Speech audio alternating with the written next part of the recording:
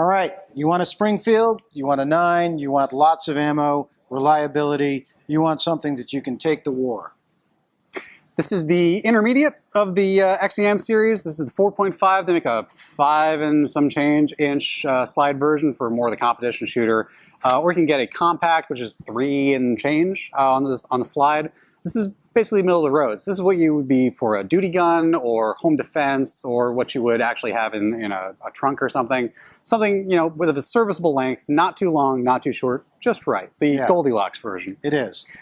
It does, however, it's not my cup of tea when it comes to the looks. It's very striking. Yes. Well, it's a big chunky thing, but it does say gun.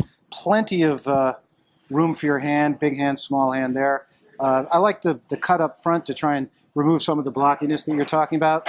I'm always a big fan of their magazines. Springfield has terrific magazines. This has a lot of ammunition too. We're talking 18 rounds there, 18 rounds here. So you carry a spare mag, you got, what, 36 rounds? Mm-hmm. That's a lot of firepower.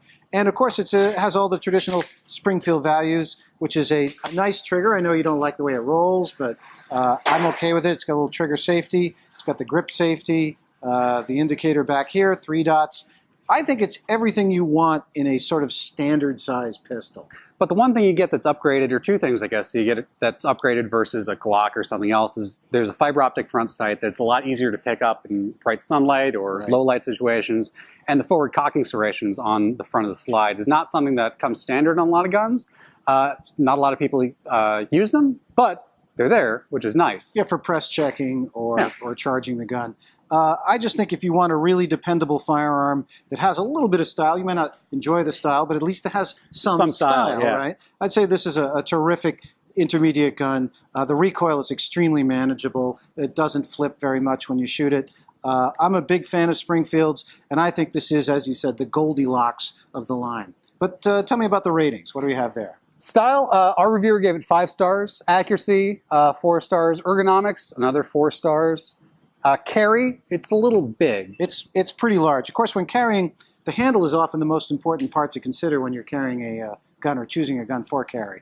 And it's got a big honking grip. That it does. So it's only 3 stars there.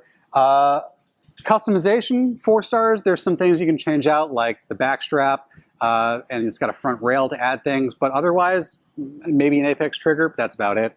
Overall, it's a 4-star gun. For the price, it's a really good gun. I would give it 5, but I understand the 4 because there are other alternatives. But again, if you choose a Springfield, especially this gun, you're not going to regret it. It's not a gun you're going to think, well, I want to go trade it for something else. This will stay with you for a lifetime. That will.